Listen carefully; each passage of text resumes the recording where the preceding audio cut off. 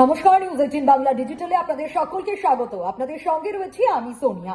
উপনির্বাচনের ফলাফল এবং সকাল 8টা থেকেই ফলাফল ঘোষণা শুরু হয়ে গিয়েছে। ইতিমধ্যে একের পর এক রাউন্ড গণনা চলছে আর লড়াই একেবারে হাড্ডাহাড্ডি, কোথাও বা ব্যবধান ক্রমশ বাড়তে শুরু করেছে। এক ঝলকে সব আপডেট নিয়ে হাজির আমি সোনিয়া।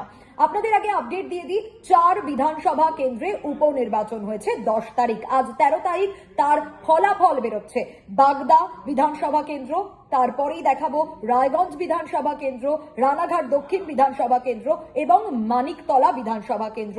বাগদার দিকে যদি আমরা নজর দিই, বাগদায় 20 রাউন্ডে গণনা হবে। একটু বাগদার দিকে যদি নজর দেওয়া যায়, বাগদায় 13 রাউন্ড গণনা হবে মোট, তারপর জানা যাবে ফলাফল। অন্যদিকে রায়গঞ্জের দিকে যদি আমরা নজর দিই, রায়গঞ্জে 10 রাউন্ড গণনা হবে, তারপর জানা যাবে ফলাফল। রানাঘাট দক্ষিণের ক্ষেত্রে 11 রাউন্ড গণনা হবে, তারপর জানা যাবে ফলাফল। এবং মানিকতলা বিধানসভা কেন্দ্রে সব থেকে বেশি রাউন্ড গণনা, 20 রাউন্ড গণনা হবে, তারপর জানা যাবে ফলাফল। ইতিমধ্যেই কোথাও কোথাও 4 রাউন্ড গণনা হয়ে গিয়েছে, কোথাও কোথাও 3 রাউন্ড, কোথাও কোথাও 5 রাউন্ড, কোথাও বা 6 রাউন্ড গণনা হয়ে গিয়েছে। এক ঝলকে আপনাদের জানিয়ে দিতে চাইবো যে এই মুহূর্তে কে কতটা এগিয়ে রয়েছে, কেই বা পিছিয়ে রয়েছে। এখনো অব্দি যা ট্রেন্ড দেখা যাচ্ছে তাতে তৃণমূল কিন্তু 4 আসনেই এগিয়ে রয়েছে।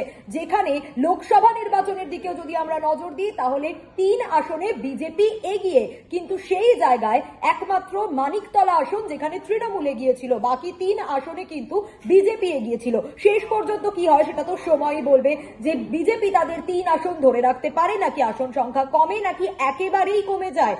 তৃণমূলই সবটা বাজিমাত করতে পারে, যেমনটা ট্রেন্ড বলছে।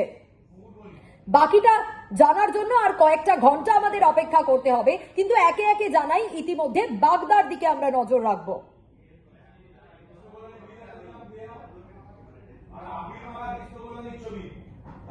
বাগদায় 6 রাউন্ড গণনা শেষ হয়ে গিয়েছে। 6 রাউন্ড গণনা শেষ হয়ে 7 রাউন্ড গণনা চলছে, কিন্তু 6 রাউন্ড গণনার শেষে বাগদায় যে ফলাফল দেখা যাচ্ছে তাতে তৃণমূল প্রার্থী মধুপর্ণা ঠাকুর 11,700-রও বেশি ভোটে এগিয়ে রয়েছে।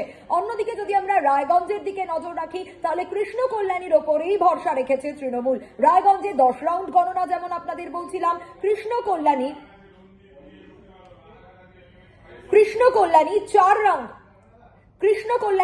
রাউন্ডের শেষে অনেকটা ব্যবধানে এগিয়ে রয়েছে। 21,000-এরও বেশি ভোটে এগিয়ে রয়েছে কৃষ্ণ কল্যাণী। অন্যদিকে আমরা যদি নজর রাখি এবার রানাঘাট দক্ষিণের দিকে, তাহলে মুকুটমণি অধিকারী তৃণমূল প্রার্থী, তিনিও এগিয়ে রয়েছেন। কত ভোটে এগিয়ে রয়েছেন মুকুটমণি অধিকারী?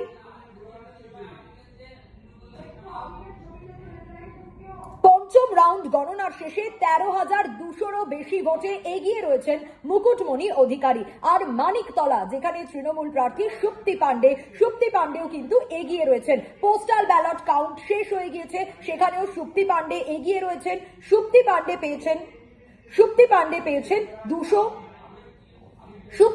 পেয়েছেন 249টি ভোট ব্যালট কাউন্টিং এ। সেখানে কল্যাণ চৌবে পেয়েছেন 53টি ভোট, এবং বাকি তো রয়েছে তারা আরো কম। এরই পাশাপাশি নজর রাখতেই হবে কাউন্টিং এর দিকে, কারণ এই মানিকতলায় সব থেকে বেশি রাউন্ড গণনা হবে, অর্থাৎ 20 রাউন্ড গণনা হবে, তারপর জানা যাবে চূড়ান্ত ফল। 3 রাউন্ড গণনা শেষেই 11,600-রও বেশি ভোটে এগিয়ে রয়েছেন সুপ্তি পাণ্ডে। এখন কি হয়, কে এগিয়ে কে পিছিয়ে, কি ট্রেন্ড বলছে, সেই আপডেট তো আপনাদের দেওয়ার চেষ্টা করলাম।